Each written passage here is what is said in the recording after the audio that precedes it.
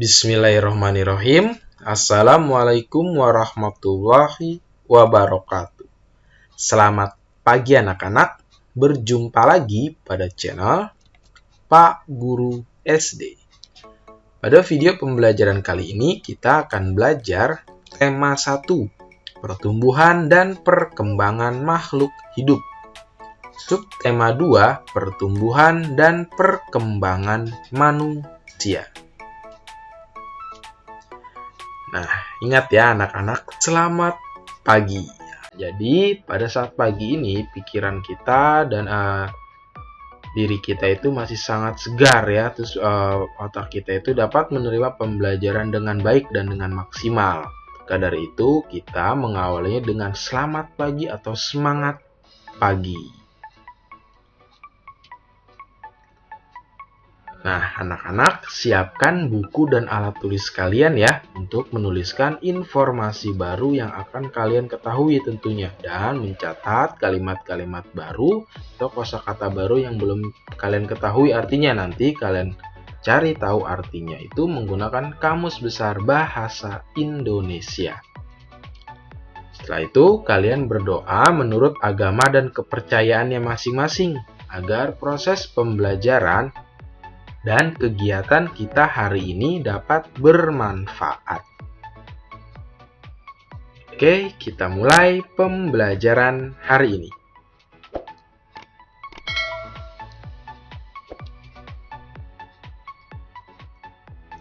Nah, pada pembelajaran hari ini, yaitu materinya adalah berkaitan dengan menceritakan makanan kesukaan. Nah, tentu setiap orang itu memiliki makanan kesukaannya masing-masing ya, dan berbeda-beda. Setelah yang kedua adalah menghargai keberagaman sebagai pengamalan sila kedua Pancasila. Manusia mengalami pertumbuhan dari waktu ke waktu. Ada banyak faktor yang mempengaruhi pertumbuhan tersebut. Salah satu faktornya adalah makanan yang dikonsumsi. Anak yang sedang dalam tahap pertumbuhan sebaiknya mengonsumsi makanan sehat dan bergizi. Contohnya sayur, buah, daging, ikan, dan kacang-kacangan. Makanan sehat dapat membuat tubuh tumbuh dengan maksimal. Jadi, kita sebaiknya mengonsumsi makanan sehat setiap hari. Nah, ini adalah contoh makanan sehat ya. Yang pertama adalah apa tuh? Berkaitan dengan daging ya dan sayur-sayuran. Kemudian juga ini ada ikan ya, ada lauk pauknya ya. Dan ada sayur-sayur juga yang berkuah-kuah untuk menambah mineral kita juga. Serta di sini ada yang mengandung karbohidrat, yaitu ada roti ya, untuk menambah energi kita. Setelah kita memakan makanan 4 sehat 5 sempurna, tidak lupa untuk penutup. Makanan penutupnya ialah apa?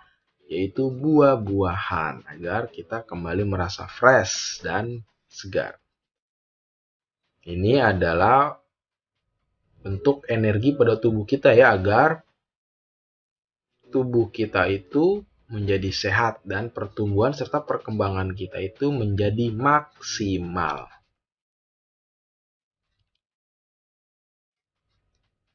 Menceritakan makanan kesukaan menggunakan kosakata yang tepat.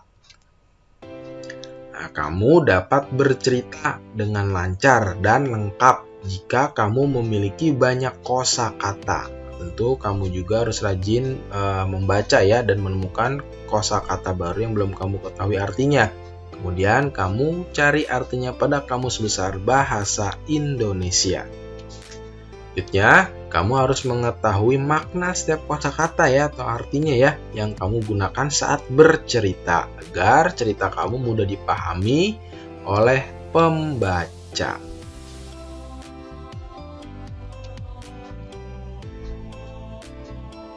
Sila kedua Pancasila berbunyi kemanusiaan yang adil dan beradab. Simbol sila kedua Pancasila adalah mata rantai yang membentuk lingkaran.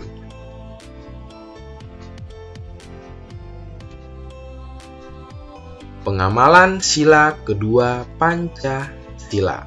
Itu ada keberagaman yang ada merupakan kekayaan bangsa kita ya. Selanjutnya juga dengan adanya perbedaan kita dapat belajar untuk saling menghargai dan menghormati satu sama lain. Nah, serta saling menghargai dan menghormati merupakan contoh pengamalan sila kedua Pancasila.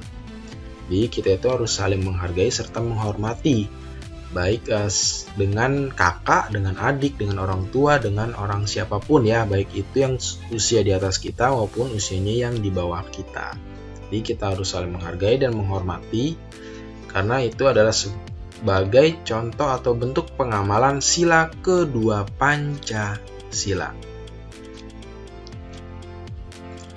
Contoh menghargai keberagaman.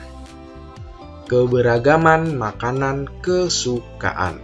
Di sini ada gambar ya. Yang pertama itu ada sedang menikmati makanan ya, seorang perempuan. Siti suka sayur bayam. Dayu lebih suka wortel. Kedua sayuran itu makanan sehat. Mereka saling menghargai makanan kesukaan masing-masing. Ya, ini gambar yang kedua yaitu ada Lani suka ikan. Udin lebih suka daging. Kedua lauk itu makanan sehat. Mereka saling menghargai makanan kesukaan masing-masing. Nah, jadi di sini itu mereka tuh saling menghargai makanan masing-masing ya, tidak saling memaksakan. Tidak harus Dayu itu harus suka juga bayam seperti Siti, tidak boleh seperti itu ya. Kemudian juga Siti juga harus lebih suka dengan wortel agar sama dengan Dayu, tidak seperti itu.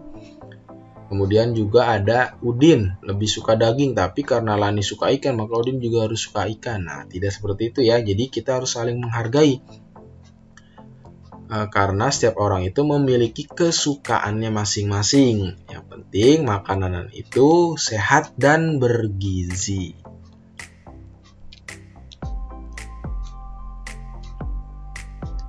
Setiap manusia pasti memiliki makanan kesukaan yang berbeda-beda. Kita harus saling menghargai makanan kesukaan satu sama lain. Nah, kita tidak boleh memaksakan orang lain harus menyukai makanan kesukaan kita. Ya, itu tidak diperkenankan atau tidak boleh ya.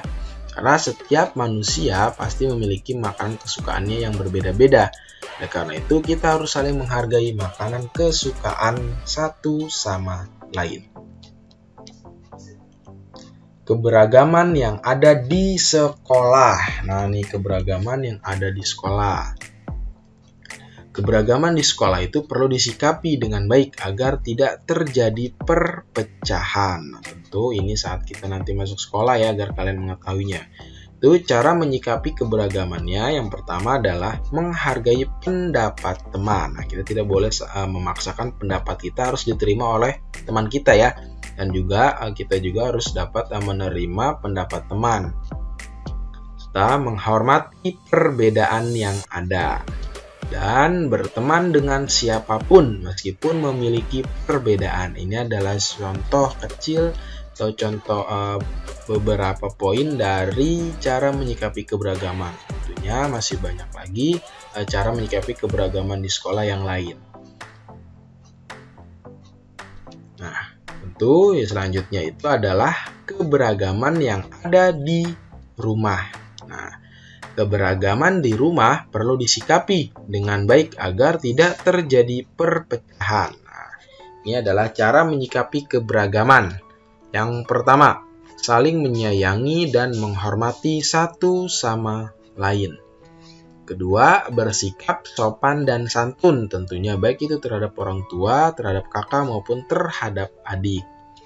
Ketiga, menghargai perbedaan dalam berpendapat. Nah, kita apabila memiliki pendapat di dalam lingkungan keluarga, tentu kita harus menghargai perbedaan tersebut, terutama pendapat atau misalkan kakak memberikan pendapatnya terhadap keluarga atau adik pun, maka kita harus menghargai perbedaan pendapat tersebut dan kita cari pendapat yang lebih baik untuk keluarga tersebut. Tentunya juga kita harus bersikap sopan dan santun apabila kita ingin mengemukakan sebuah pendapat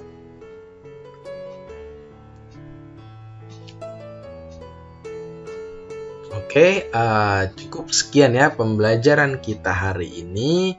Tentunya semoga bermanfaat. Guru mohon maaf apabila ada salah pengetikan maupun pengucapan. Terima kasih. Sampai bertemu di pembelajaran selanjutnya.